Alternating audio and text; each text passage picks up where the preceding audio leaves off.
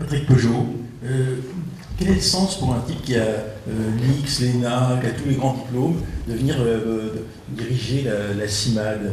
Au fond, pourquoi? Si vous permettez, je répondrai après à cette question, mais je voudrais plutôt rebondir sur ce qui vient d'être dit, qui me paraît très important, et cette parole optimiste qui vient d'être tenue sur le rôle que les gens peuvent jouer pour être un élément positif dans le vivre ensemble.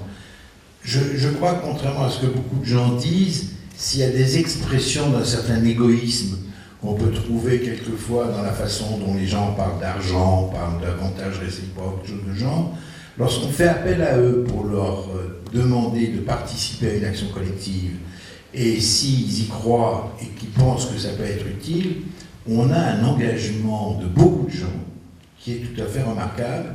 Et il y a une tradition en France qui est quand même, on ne fait pas ça simplement pour gagner le paradis. On ne fait pas ça pour essayer d'être reconnu socialement seulement, mais il y a une satisfaction à travailler ensemble. Et je pense que le concept d'association tel qu'il est conçu en France crée le plaisir que vous recherchez. On sait bien qu'il y a beaucoup de gens qui trouvent un grand plaisir à travailler ensemble pour justement lutter contre l'isolement qu'ils peuvent trouver au travail ou l'isolement qu'ils peuvent trouver dans leur logement. Combien de gens ne connaissent pas leurs voisins, mais sont contents d'aller dans une association et de travailler, d'avoir vraiment une mobilisation.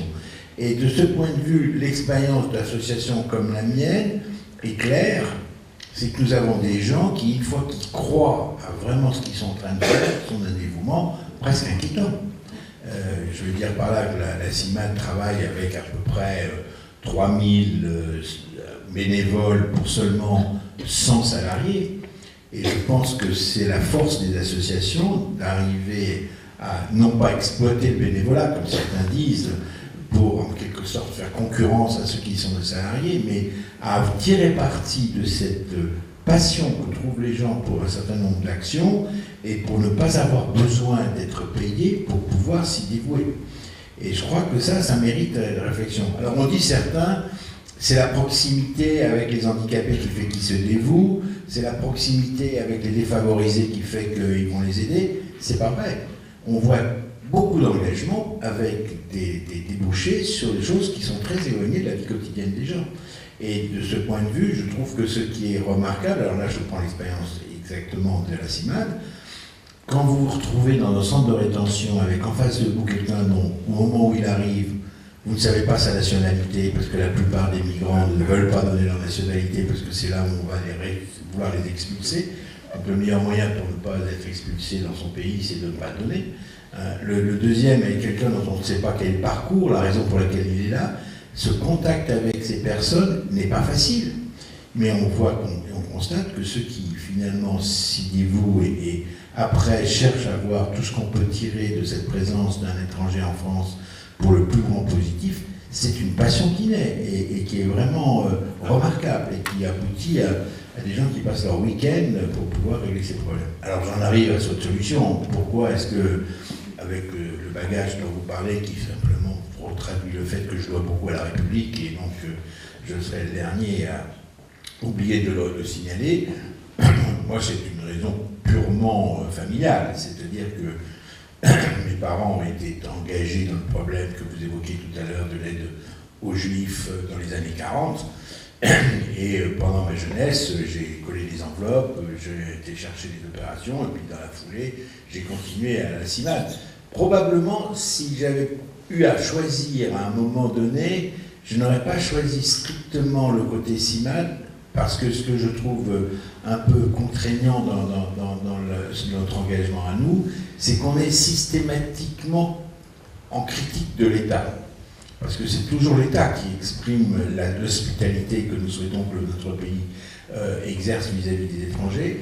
Et là, que ce soit un gouvernement de gauche, un gouvernement de droite, un gouvernement de centriste, on a toujours ce conflit entre aider les étrangers et, soi-disant, défendre une certaine sécurité.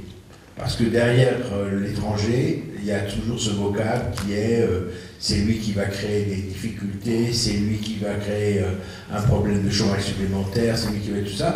Et ça, malheureusement, nous n'arrivons pas à extirper cette idée-là de la tête de beaucoup de politiques qui pensent il faut dire du mal des étrangers parce qu'après tout, ça peut rapporter des voix. Et je pense qu'heureusement, les démonstrations ont été faites dans plusieurs endroits que cette position, quant à critiquer les étrangers pour amener des voix, n'était pas la bonne. Et que, heureusement, les gens étaient plus conscients que ça des réalités. Mais pour ma part, c'est vrai que j'aimerais être dans un pays dans lequel l'accueil des étrangers soit plus naturel qu'il ne l'est aujourd'hui et qu'on n'ait pas les difficultés que nous connaissons à convaincre des ministres, des autres, de tout l'intérêt qu'il y a pour le pays à accueillir convenablement les étrangers. Et je dis ça parce que j'ai eu des difficultés avec M. Guéant, j'ai des difficultés avec M. Valls, et c'est vrai que je n'arrive pas à mesurer les arguments qu'il faudrait pour les convaincre que l'honneur de leur mission, ça serait justement d'arriver à faire que le pays soit capable de prendre ce travail en main avec un esprit que certains pays ont été capables d'exercer, notamment nordique, pour avoir avec les étrangers un rapport tel que ça soit un plus pour l'ensemble du pays. Et je pense que ça peut l'être. Alors excusez-moi de cette expression d'un problème particulier des étrangers, mais je pense que c'est vrai que dans les tentatives que nous avons eues de rassembler, de mobiliser, ma principale satisfaction, c'est de voir que vous aviez parlé des RESF, mais on pourrait aussi parler des syndicats.